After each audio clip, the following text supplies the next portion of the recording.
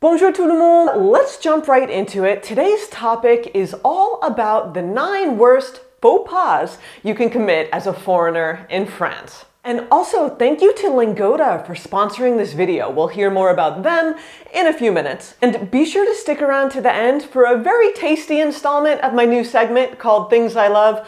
But with that, let's just get started. And I want to kick my list off with number 9, just so you know, number 1 will be the worst thing, and they range from being a bit unusual or a little embarrassing, all the way up to pretty darn rude or even offensive to a French person.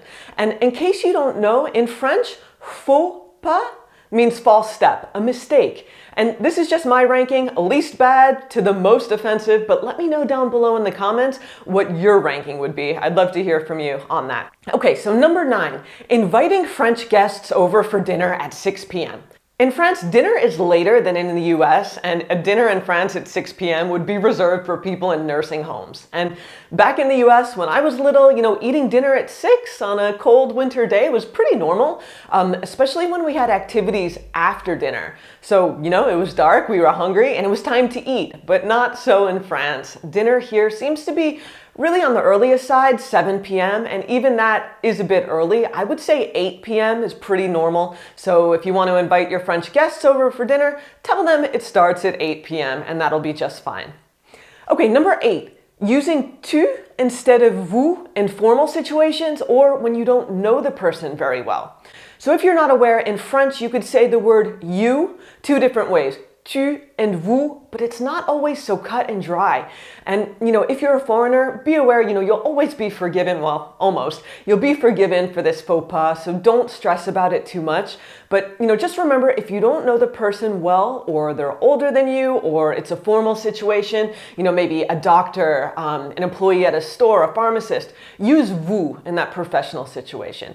And if you're not sure, you can always err on the side of caution and use vous. Only use tu with people you know, children, people younger than you. Definitely avoid calling people by their first name unless you've been invited to do so. I find that the French are quite formal when it comes to a lot of things, and addressing someone you're not really friends with by their first name is a big no-no. And it might not seem like a big deal, but it is a bit of a gaffe. Your pharmacist is Mr. Dupont. It's not Pierre. The client at work is Monsieur.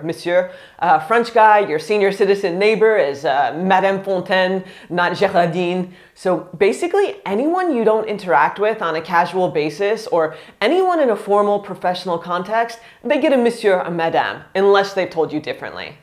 Okay, number 7, this one can embarrass both of you. Hugging a French person to say hello. No, they do the bis, they do a cheek kiss. And if you meet a friend or you're introduced to someone new in a personal setting, that bis on either side of the cheek is the norm.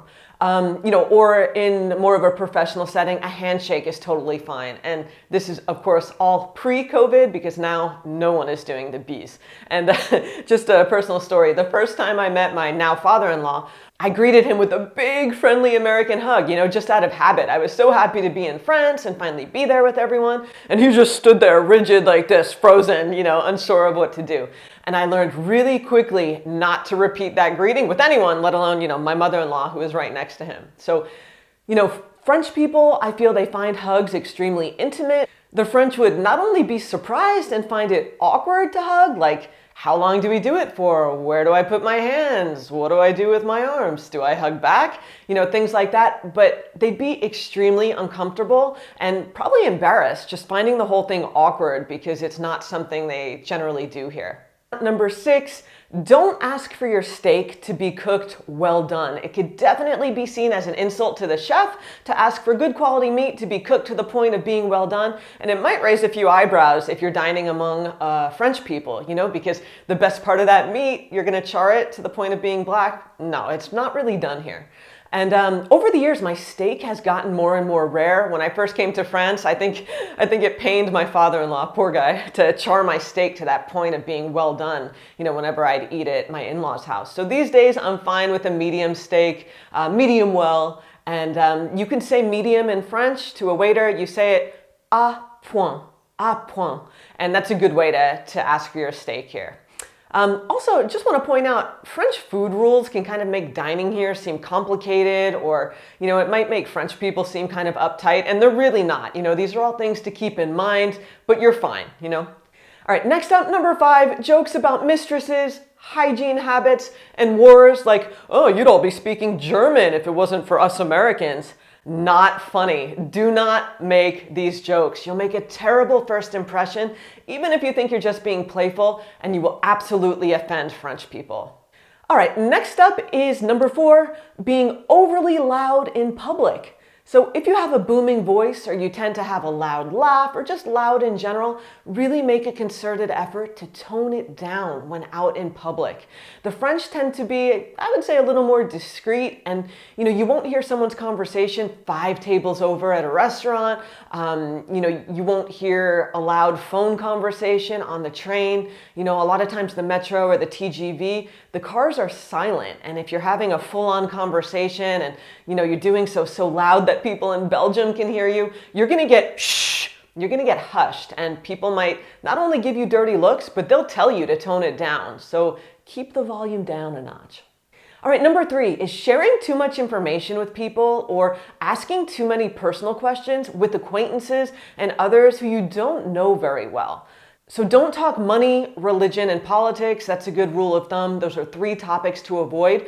But when it comes to small talk, beyond a simple hi, talk about the weather, try to avoid getting too personal with people you don't know well. And I found this out after the fact when I asked my pharmacist, who I'd known for a year at that point, just about his family vacation, stuff that would be completely normal and fine in the US. But in France, there's that social private versus public sphere, a little bit of distance in France. So you live and you learn. And now a few words from my sponsor, LINGODA, and they're going to help you with the next 2 points I mentioned. They're going to help boost your confidence level in French and get you up to speed. And LINGODA is the #1 European language school, and I am so excited to invite you to sign up for their upcoming LINGODA Language Sprint. It's kicking off next month in April, and if you attend all of your classes, listen up, if you attend all of your classes, you'll get up to 100% cash back. There's no catch, it's that simple. And if you're serious about language learning and you're serious about saving money, this is a no-brainer. Join the LINGODA Language Sprint. This might be the exact push you've been waiting for to get serious about learning French. But let me back up. We all have different reasons for learning a language, and regardless, it is hard to level up your language skills and to feel confident and natural without a plan.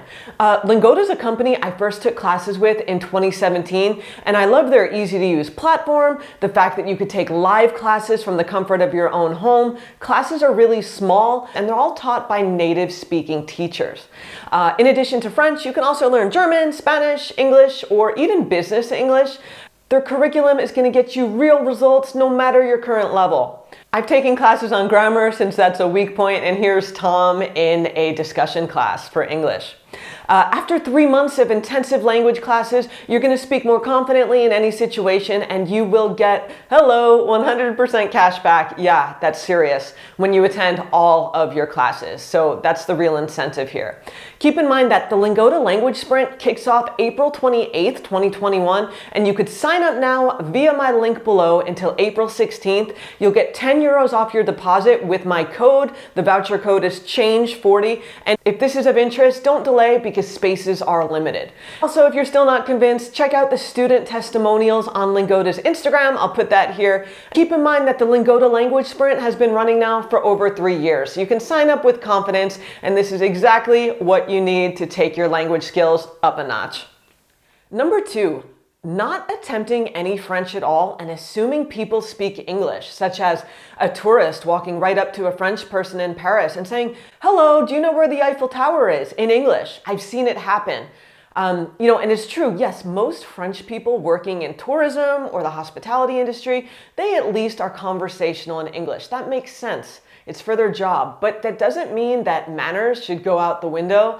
I always tell people, try to make an effort. We can all do that with basic French words, even if you butcher them. Words like bonjour, merci, au revoir, s'il vous plaît. It really goes a long way toward how you're perceived and treated in France and shows that you respect the country that you're in, where they speak French. Another one to keep in your back pocket is parlez-vous anglais? Do you speak English? And for the record, no one expects tourists to speak French, but learning a couple of words, it's so easy for anyone to do, and it'll be much appreciated. And it's really, really rude to approach someone in English right off the bat, as if it's expected and the norm. We're in France, people speak French here, so do your part, even just the bare minimum, it'll be appreciated. Okay, number one is forgetting manners. And a big one there is forgetting to greet people with the obligatory bonjour before saying anything else. I talk about this a lot because it's that important. Bonjour is a requirement, and it says, hey, fellow human, I see you, and I'm starting this interaction off respectfully. So always remember that. In France, everyone is very socially polite, and you need to say hello first. Bonjour, not hello in English, especially in social interactions, and it really, really is the biggest rule. So remember your manners. And I just want to point out that none of these things are that big of a deal, right? You're not going to get arrested or in any serious trouble. And of course, it depends on the person. So Tom, my French husband, he told me that my list here, nothing would be crazy offensive to him, but someone else might feel the opposite. So just keep that in mind. I find that most French people are pretty forgiving when it comes to foreigners who don't know every little thing about their country and culture. And in my experience, if you approach a new experience with an open mind and you come from a place of genuinely wanting to learn and from a place of respect, nothing is really that big of a deal, even, if you momentarily embarrass yourself or you make a cultural faux pas. And really, that's how you learn. I've learned a lot. I do a lot better now than I did 5 years ago, so that's what this video is about. I just hope it helped you to know what to expect in terms of French culture a little bit, just so you know these norms and you can be more prepared on your next trip to France. Okay, so now for my segment called Things I Love, where I talk about something I love. I've done bloggers I love, I've done podcasts, and today's segment has a France focus, and I'm showing you a few dessert options from a local excellent producer called VOUS. They make cheese, butter, other dairy products, all kinds of things local to me here in the Loire Valley in the Loire Atlantique, the 44. And some of my favorite things from them are these little dessert pots, these little cups. I have a few under my seat. And they come in individual glass containers here. And if you live near their headquarters in the Loire Atlantique, that's cool, you can stop in. But they also have points of sale all over France, including a store in Angers, for example. And you'll find their products at farmers markets too. Here's one by me. And not grocery stores, right? So they do in-person tours and tastings at their facilities. So if you'd like to see that, I would love to go there and do one for you this spring. So let me know down below if that might be of interest. I'll show you some of my favorites here. So one we have, this is a lower calorie option, and these are perfectly portion controlled if you have a habit of kind of going nuts when you're in France. But les œufs au lait, it's a nice creamy kind of egg pudding that's a little sweetened, 150 calories in this little container. We also have a few things like the petit pot de crème pistache, like a pistachio cream pudding.